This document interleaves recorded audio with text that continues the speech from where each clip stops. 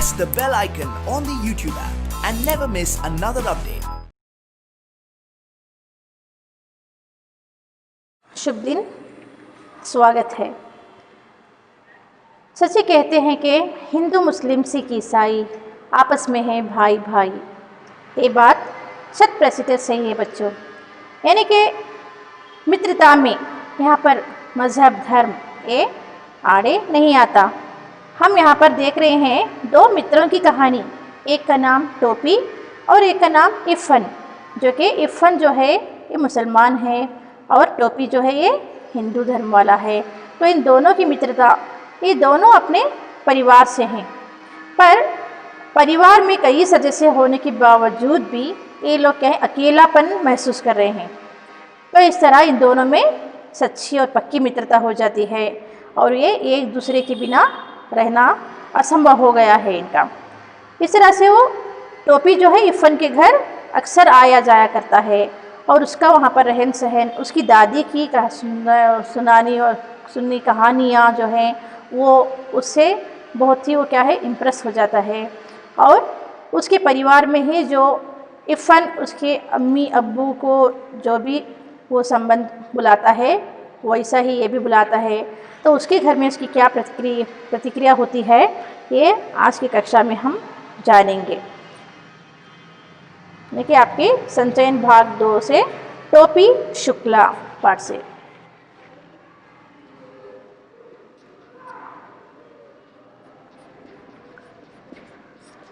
टोपी शुक्ला,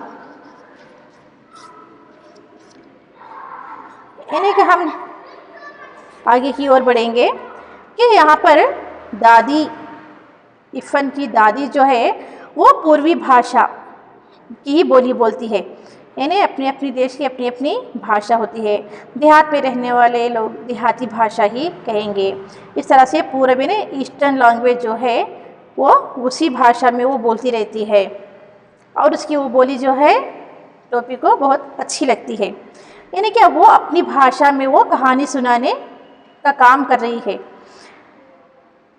यानी उसकी दादी जो है इफ़न की कहती है, मैं आँखों से देखी नहीं कहती, कानों की सुनी नहीं कहती हूँ कि एक मुल्क यानी एक देश था, उसमें एक बादशाह रहा करता था। यहाँ से वो अपनी कहानी की शुरुआत कर रही है ना।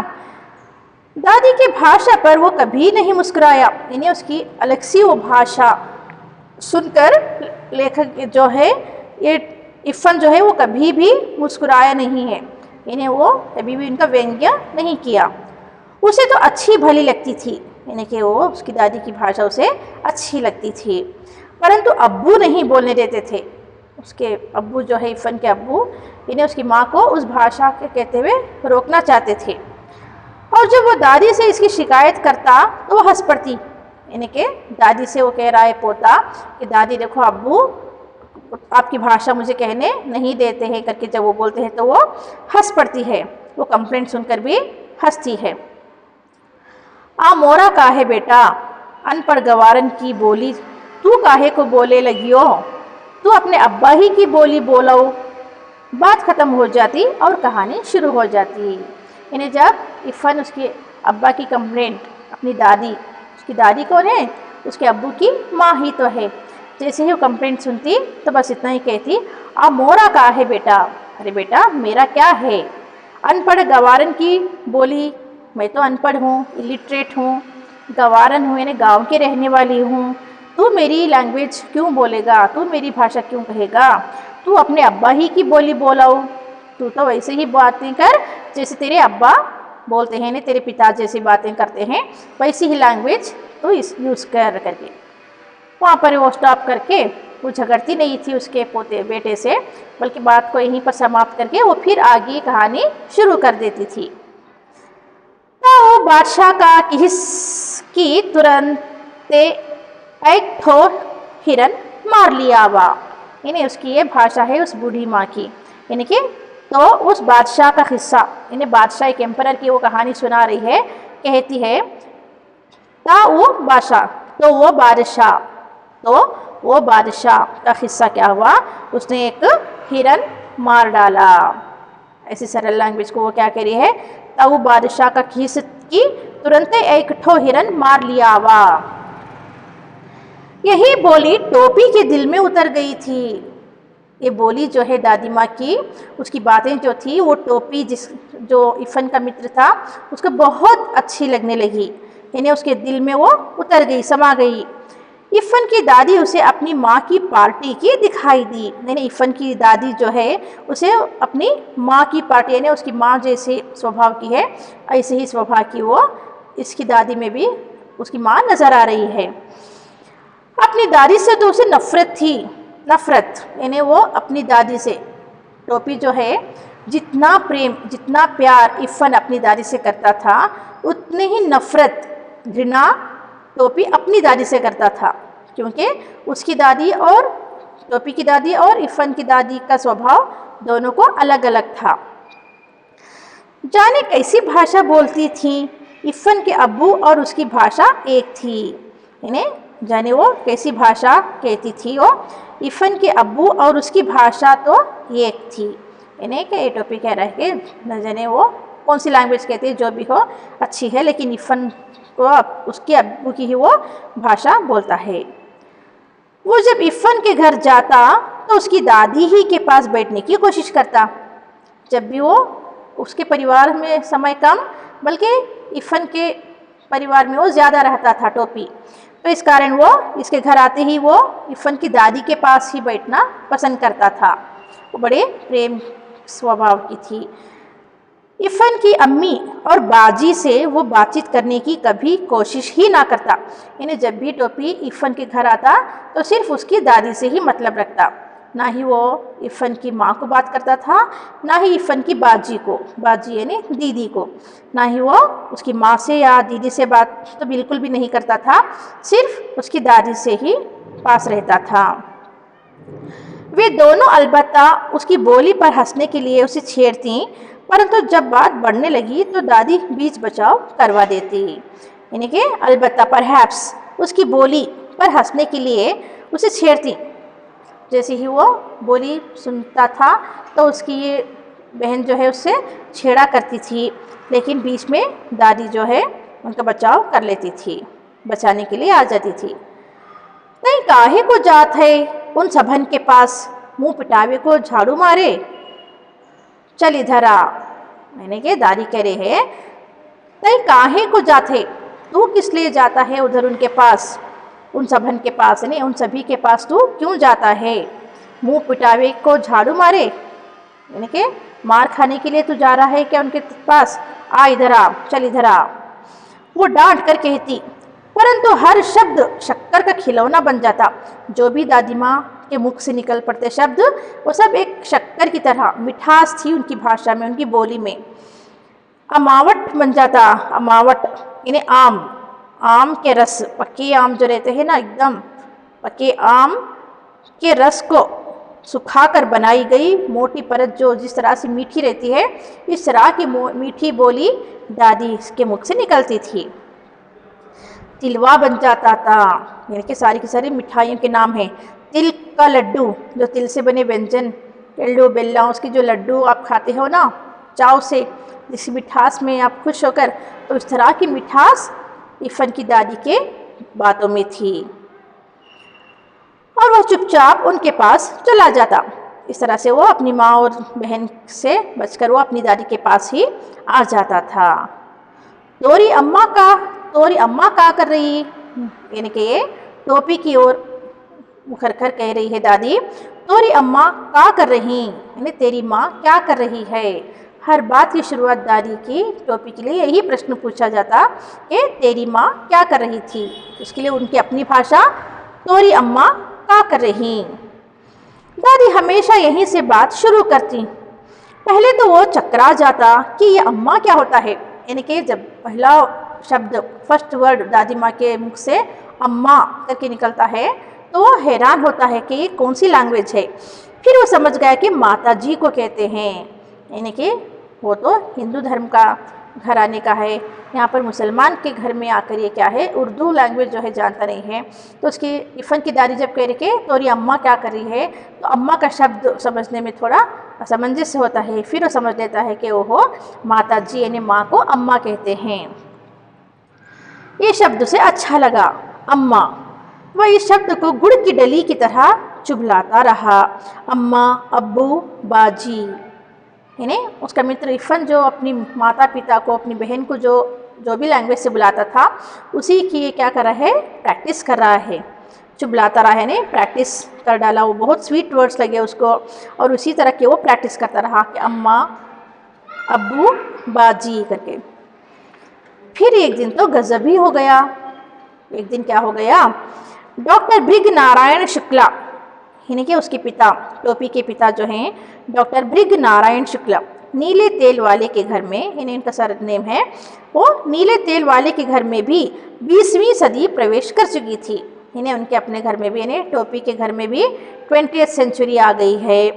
यानी खाना मेज कुर्सी पर होता था, अब डाइनिंग टेबल लगने लगा है। जो कि लोग नीचे बैठकर खाया करते थे, अब टेबल लगाया गया है। लगती तो थालियाँ ही थी, परंतु चौके पर नहीं, बल्कि वही प्लेट्स जो कि नीचे जोड़े जाते थे अब डाइनिंग टेबल पर सजाए जा रहे हैं। उस दिन ऐसा हुआ कि बैगन का भुर्ता उसे ज़रा ज़्यादा अच्छा लगा। यानी कि टेबल पर, डाइनिंग टेबल पर खा रहे हैं टोपी के घर में, उसके परिवार के साथ वो खा रहा है। ब्रिंजॉल का जो ग्रेवी रहता है, बैगन का भरता, वो खाता हुआ उसे बहुत अच्छा लग रहा था, एकदम वो स्वादिष्ट था।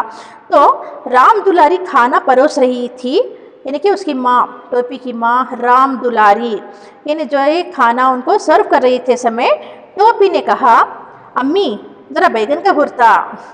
यानी कि प्रैक्टिस मेक मैन परफेक्ट कहते हैं ना, यहाँ इफ़न के घर में वो वही रट लगाए रहता था, अम्मी, अब्बू, बाजी करके जो प्रैक्टिस कर रहा था।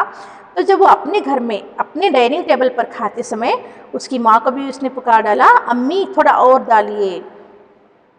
अम्मी, मेज़ पर जितने हाथ थे सब रुक गए, यानी कि उसके डाइनिंग टेबल पर जितने परिवार के लोग खा रहे थे, वहीं पर वो नया वर्ड सुनकर स्टॉप हो जाते हैं। अम्मी, जितनी आंखें थी वो टोपी के चेहरे पर जम गई। जितने भी लोग वहाँ पर खाने बैठे थे, सब लोग टोपी को देखने लग गए। अम्मी, ये शब्द इस घर में कैसे आया? यानी ये नया शब्द अम्मी करके, ये तू कहाँ से सीखा? अम्मी परंपराओं की दीवारें डालने लगी। अब यहाँ पर जो वर्ड बोल पड़ा और वो पकड़ा गया है। ये लफ्ज़ तुमने कहाँ सीखा? सुभद्रा देवी ने सवाल किया। सुभद्रा देवी यानी कि टोपी की दादी। यहाँ पर कैरेक्टर्स के नाम हैं बच्चों, जो आपको बहुत अच्छी तरीके से याद रखने हैं। इन्हें डॉक्टर ब्रिग नारायण शुक्ला, टोपी के पिता, और सुभद्रा देवी जो है ये दादी है, राम दुलारी जो है वो माँ है। ये लफ्ज़ तुमने कहाँ से सीखे? सुभद्रा देवी ने सवाल किया, यानी दादी पूछ रही हैं, ये लफ्ज़ तुमने कहाँ सीखे? तो वो कहता है, तो क्या कहता है? लफ्ज़। टोपी ने आंखें नचाई। लफ्ज़ क्या होता है माँ? यानी लफ्ज़, लफ्ज़ यानी वर्ड। लफ्ज़ की मीनिंग क्या है? वर्ड। लफ्ज़, ये नुक्ता जो हम लगाते हैं, फा बनता है, जा बनता है। लफ्ज़ यानी शब्द को कहते हैं। ये शब्द, अम्मी का शब्द तुमने कहाँ से सीखा? तो ये उसी को घुमाकर पूछ रहा है कि लव्स मीन्स व्हाट? ये अम्मी कहना तुमको किसने सिखाया है? दादी गरजी, यानी दादी ने घुर्राना शुरू कर दिया। तो अपनी दादी से पहले ही नफरत करता था, क्योंकि उसकी बातों में थोड़ी भी मिठास ना होने के कारण वो अपने मित्र के यहाँ चला जाता था और वो उसकी इफ़न की दादी से प्यार करता था, ताकि उसका स्वभाव जो था वो है बहुत ही कोमल था, प्रेम था उसकी बातों में। ये हम इफ़न से सीखा है। तो वो कहने लगा, ये लफ्ज़, ये वर्ड, इस शब्द को मैं इफ़न से सीखा हूँ। उसका पूरा नाम क्या है? यानी दादी फिर पूछ रही है, इफ़न मतलब उसका पूरा नाम क्या है? ये नाम ना जानते, ये मैं भी नहीं जानता, सिर्फ इफ़न ही मैं इतना ही जानता हूँ। नहीं, कौनो मियाँ के लड़के से दोस्ती कर लिहले बाई कारे, यानी ये उसकी माँ की लैंग्वेज है। यानी टोपी की माँ की भी भाषा जो है देहाती है, गांव की भाषा है, जो उसकी सासू माँ को बिल्कुल भी पसंद नहीं है। तो वो कह रही है ते कौनो मियाँ के लायके से दोस्ती कर ले बाई का रे। अरे लड़के, तूने कहीं उस मियाँ के इन्हें मुसलमान घर के लड़के से तो कहीं तूने मित्रता तो नहीं कर ली। राम दुलारी की आत्मा गनगना गई। इन्हें उसकी माँ की आत्मा एकदम तरस गई कि ये क्या कर रहा है। बहू, तुमसे कितनी बार कहूँ कि मेरे सामने गवारों की ये जबान ना बोला करो। यानी टोपी की दादी जो है वो अपनी बहू को डांट रही है, यानी टोपी की माँ को चिल्ला रही है उसकी दादी कि ये बहू, मैं तुमसे कितनी बार बोली हूँ कि तुम ये गाँव वाली भाषा ना बोला करो। सुभद्रा देवी राम दुलारी पर बरस पड़ी। इन्हें दादी अपनी बहू इन्हें टोपी की माँ पर बरस रही है। लड़ाई का मोर्चा ही बदल गया। वहाँ पे बात हो रही थी अम्मी शब्द की, तो यहाँ पर सास बहू में टकरार होने लग गई है। दूसरी लड़ाई के दिन थे, यानी वो दिन तो सेकेंड वर्ल्ड वॉर के थे एनी हाउ। इसलिए जब डॉक्टर ब्रिग नारायण नीले तेल वाले को ये पता चला कि टोपी ने कलेक्टर साहब के लड़के से दोस्ती गांठ ली है, तो टोपी के पिता को पता चल गया कि उसने कलेक्टर साहब का लड़का इफ़न जो है वो कलेक्टर साहब का लड़का है, उससे फ्रेंडशिप कर लिया है। तो अपना गुस्सा पी गए और तीसरे ही दिन कपड़े और शक्कर के परमिट ले आए। तो वो उनका गुस्सा अपना क्रोध कंट्रोल कर लेते हैं। इस तरह से वो कुछ लाइसेंस लेकर आ जाते हैं कपड़े और शक्कर के। परंतु उस दिन टोपी की बड़ी दुर्गति बनी। उस दिन तो हालत जो थी बेहालत थी, ने बहुत बुरी हालत थी टोपी की। दुर्गति यानी बुरी हालत। सुभद्रा देवी तो उसी वक्त खाने की मेज से उठ गई और राम दुलारी ने टोपी को फिर बहुत मारा। इन्हें दादी भी उस टेबल से उठ गई और उसकी माँ राम दुलारी भी उसे पकड़कर खूब मारने लगी। तय फिर जाइबे ओकरा घरे, तो फिर जाएगा उसके घर करके वो बोल रहे। तो ये हाँ, अरे तोहरा हाँ में लुकारा आगे माटी मिलो करके वो बहुत ही अपशब्द उसको डांट रही है। राम दुलारी मारते मारते थक गई। इतना मार रही है, मार मार के बेचारी वही थक रही है। परंतु टोपी ने ये नहीं कहा कि वो इफ़न के घर नहीं जाएगा, तो वो एक वर्ड भी नहीं कह रहा, नहीं माँ मैं आगे से नहीं जाऊंगा करके वो नहीं कह रहा है, बल्कि मार खाने को तैयार है। तो यहाँ से पता चलता है कि वो उसके घर जाना चाहता है। मुन्नी बाबू और भैरव उसकी कुटाई का तमाशा देखते रहे। यानी इसके दो भाई जो हैं टोपी के, मुन्नी बाबू और भैरव, जो उसका तमाशा देख रहे हैं। जो माँ मार रही है वो तमाशा बैठकर देख रहे हैं, उसे बचा नहीं रहे हैं। टोपी के परिवार में यानी कि उसका पिता कौन है? डॉक्टर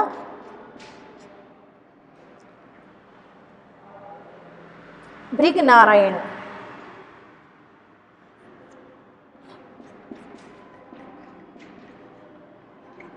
ब्रिग नारायण नीले तेल वाला। फिर इसके टोपी के ये कौन है? पिता है। फिर माता जो है राम दुलारी है।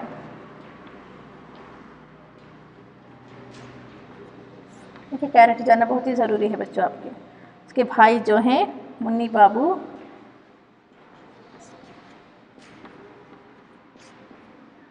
फिर भैरव। ये लोग क्या है? टोपी को पिटाई का तमाशा देख रहे हैं। कुटाई यानी मारपीट। हम एक दिन एको रहीम कबाब जी की दुकान पर कबाबों खाते देखा रहा। मुन्नी बाबू ने टुकड़ा लगाया, यानी कि जले पे नमक छिड़कने का काम कौन कर रहा है? यहाँ पर मुन्नी बाबू बता रहे। हम एक दिन एको रहीम कबाब जी की दुकान पर देखा। इन्हें रहीम जो व्यक्ति है कबाब बनाकर बेचने वाला, उसकी दुकान पर भी मैंने इसे देखा करके वो कह रहा है झूठ मूठ। कबाब, राम राम राम। राम दुलारी घिन्ना के 2 कदम पीछे हट गई। एक तो वो उसके घर जाके उसका शब्द बोलने से ही वो मार रही है, दूसरा कबाब खाने उसकी दुकान गया था सोच के 2 कदम और भी वो पीछे हट जाती है।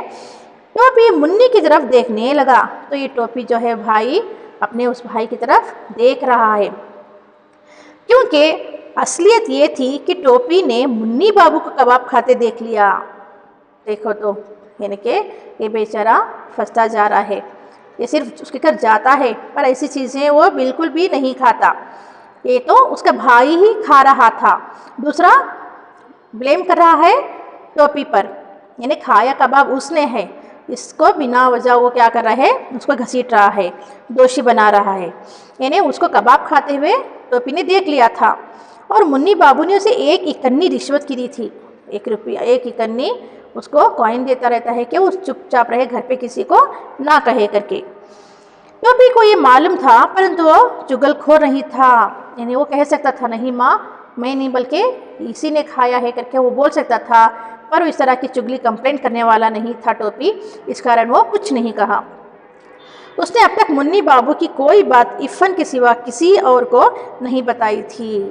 यानी उसका भाई जो कबाब खाया था उस बात को इफ़न के सिवा उसने किसी को भी नहीं बताया था, इसलिए अब भी नहीं बताया। वो मार सह रहा है पर भाई की सच्चाई वो नहीं कह रहा है। तू हमें कबाब खाते देखे रही हो, यानी तू हमें कबाब खाते देख रही हो, ना देख रहा वो दिन, मुन्नी बाबू ने कहा। यानी कि तू मुझे खाते हुए कहीं देखा है, नहीं देखा ना करके वो बदले में उसी को क्रॉस क्वेश्चन कर रहा है। तो तुमने उसी दिन क्यों नहीं बताया, सुभद्रा देवी ने सवाल किया। तो सुभद्रा देवी दादी भी कह रही है, जो खाया है उसी को पूछ रहे हैं कि तू मुझे क्यों नहीं बताया, खाया वो है और इल्ज़ाम लगाया जा रहा है टोपी पर। ये झूठा है दादी, तो टोपी कह रहा है ये झूठ बोल रहा है दादी, ये झूठा है। उस दिन टोपी बहुत उदास रहा। सच्चाई और थी, यहाँ पर बात और बिगड़ती जा रही है देखकर अफसोस कर रहा है वो, यानी बहुत सैड था उस दिन वो अभी इतना बड़ा नहीं हुआ था कि झूठ और सच के किस्से में पड़ता। और सच्ची बात तो ये है कि वो इतना बड़ा कभी नहीं हो सकता, यानी वो कभी भी झूठ बोलने वालों में से नहीं था, वो हमेशा सच बोलने वालों में से था। उस दिन तो वो इतना पिट गया था कि उसका सारा बदन दुख रहा था। बहुत चोट खाई, बहुत मार खाई, तो उसका सारा बदन दर्द के मारे बहुत बेचैन था, वो उसका बदन दुख रहा था।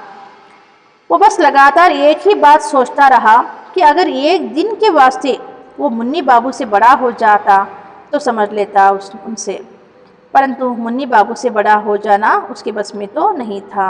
यानी कि वो छोटा भाई उससे भी बड़ा बनना नहीं चाहता था। वो बस उसकी उस बात पर, उसके भाई की झूठी बात पर वो सोचकर बहुत उदास हुआ करता था। वो मुन्नी बाबू से छोटा पैदा हुआ था, यानी मुन्नी बाबू से छोटा भाई था और उनसे छोटा ही रहा। वो बड़कपन उसका छोटा होकर वो बड़कपन दिखाया, परंतु वो बड़ा भाई बड़ा होकर भी अपना छुटपन दिखा बैठा, छोटा हो गया वो। दूसरे दिन वो जब स्कूल में इफ़न से मिला तो उसने उसे सारी बातें बता दी, यानी कि सब कुछ शेयर करने वाला उसका सिर्फ और सिर्फ एक मित्र ही था जिसे वो अपना सब कुछ दिल का हाल सुनाता था। फ्रेंड्स जो हैं सच्चे होते हैं और वो वेल विशर्स होते हैं एक दूसरे के। दोनों ज्योग्राफिया का गंठा छोड़कर सरक गए, इन्हें ज्योग्राफिया, इन्हें भूगोल शास्त्र जो है, ज्योग्राफी का जो सब्जेक्ट था वो पीरियड को छोड़कर वहाँ से निकल गए। पंचम की दुकान से इफ़न ने केले खरीदे। वहाँ पर एक दुकान थी, वो पंचम की थी, वो व्यक्ति पंचम, उसकी दुकान में से उन्होंने बनाना खरीदे, केले खरीदे और वहाँ से वो ये बात ये है कि टोपी फल के अलावा और किसी चीज़ को हाथ नहीं लगाता था एक्सेप्ट फ्रूट्स। और किसी चीज़ को भी हो, मांस हो, मछली हो, किसी को भी वो हाथ नहीं लगाता था, सिर्फ और सिर्फ वो फ्रूट्स ही खाकर रहता था। ऐसे भाई पर भी उसका भाई स्वयं खाकर वो इस पर वो दोष लगा रहा है कि उसने कबाब खाया बोल के। एक्चुअली खाया उसका भाई है, इल्ज़ाम लगा रहा है, ब्लेम कर रहा है टोपी को। तो टोपी तो सिर्फ फल के सिवा और कुछ नहीं खाता। ऐसा ना हो सकता का कि हम लोग दादी बदल लें, यानी कि टोपी जो है इफ़न से कह रहा है यस, ऐसा ना हो सकता क्या, ऐसा नहीं हो सकता कि हम दोनों मिलकर अपनी दादियाँ बदल लें, तेरी दादी मेरे घर आए, मेरी दादी तेरे घर आए। कैसा है ये बचपना, है ना, बचपन की बातें देखो, ये क्या अपनी उसकी दादियों को बदलने की बात कह रहा है टोपी। टोपी क्या कह रहा है, टोपी ने कहा तोहरी दादी हमरे घर आ जाए और हमरी तोहरे घर चली जाए, यानी तेरी दादी मेरे घर आ जाए और मेरी दादी तेरे घर चली जाए। हमरी दादी तो बोलिया तू ही लोगन को बोलती, यानी मेरी दादी भी तेरी दादी जैसी ही भाषा कहती है देहात की, तो क्यों ना हम अपनी दादियों को, ग्रैंड मदर्स को एक्सचेंज कर ले। क्या ऐसा हो सकता है भला? पॉसिबल है ये नहीं हो सकता, इफ़न ने कहा। इफ़न कह रहे नहीं नहीं भाई, ऐसा बिल्कुल भी नहीं हो सकता। अब्बू ये बात नहीं मानेंगे, मेरे पिताजी भला कैसे मानेंगे? वो उनकी माँ है और माँ को भला कहीं किसी और के घर भेजते हैं क्या? और मुझे कहानी कौन सुनाएगा? यदि मेरी दादी तेरे घर चली गई तो मुझे कहानी कौन सुनाएगा? तुम्हारी दादी को 12 बुर्ज की कहानी आती है क्या? तुम्हारी दादी को ये स्टोरी आती है 12 बुर्ज वाली? नहीं ना करके वो कह रहे तू हमें एक ठो दादियों ना दे सकियो।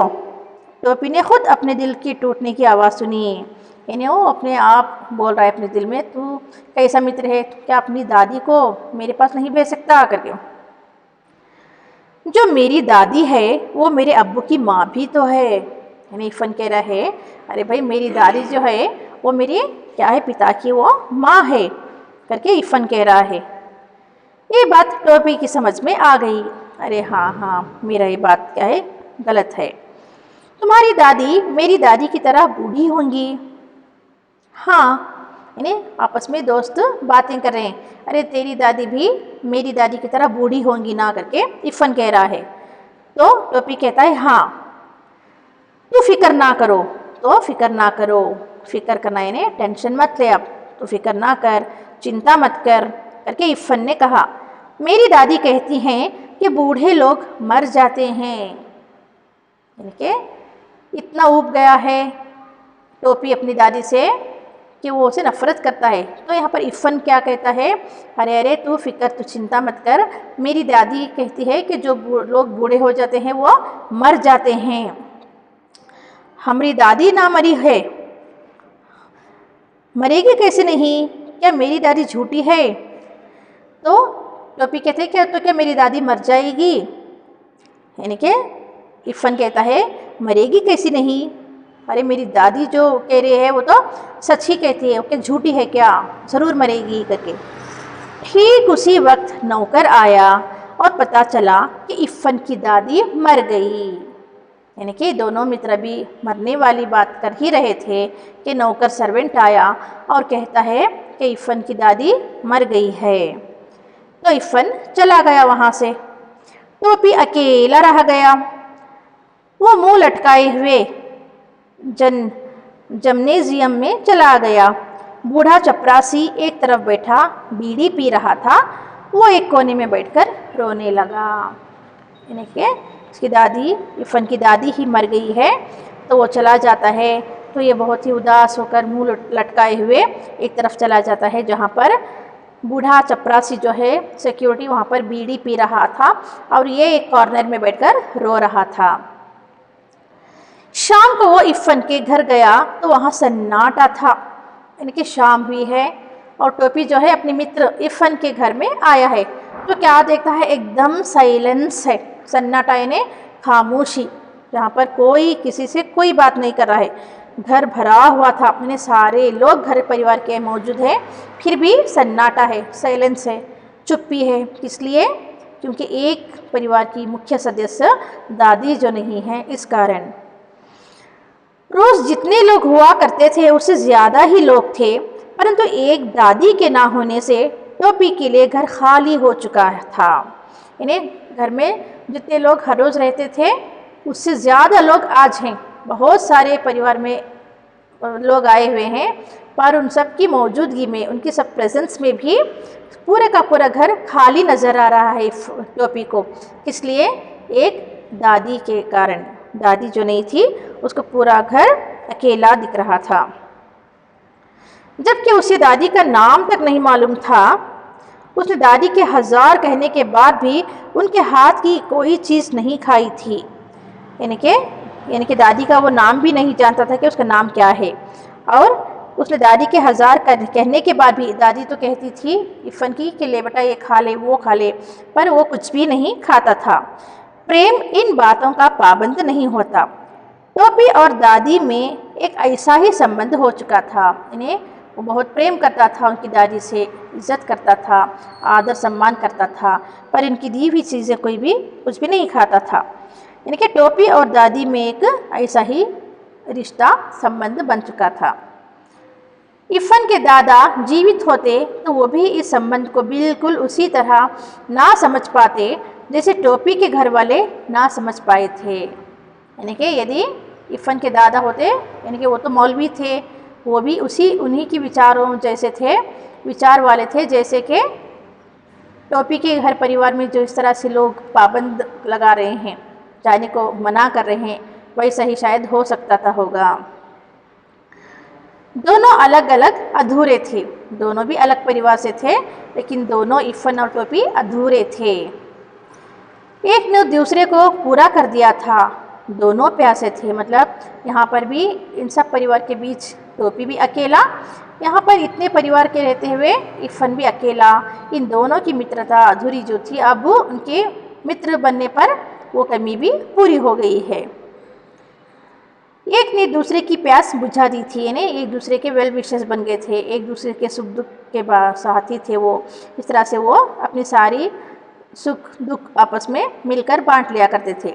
दोनों अपने घरों में अजनबी और भरे घर में अकेले थे, यानी दोनों ही लोग क्या है, अपने अपने घरों में वो अजनबी थे, यानी अपरिचित थे, एक स्ट्रेंजर्स की तरह रहते थे।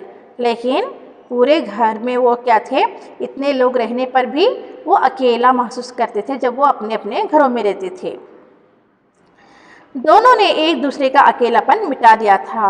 जैसे ही दोनों मिलते, उनका अकेलापन, यानी उनका लोनलीनेस दूर हो जाता था, और वो क्या खुलकर बातें करते थे, अपने अपने शेयरिंग्स मिलजुल कर आपस में वो सुख दुख बांटते थे। एक 72 बरस की थी और दूसरा 8 साल का, यानी कि दादी माँ जो थी 72 बरस की थी, 72 ईयर्स की, और ये दूसरा जो था, ये लड़का जो था वो 8 साल का था, ये 8 ईयर्स का, एक 72 ईयर्स वाली। फिर भी ये लोग अकेले थे। तोरी दादी की जगह हमारी दादी मर गई होती तो ठीक भया होता।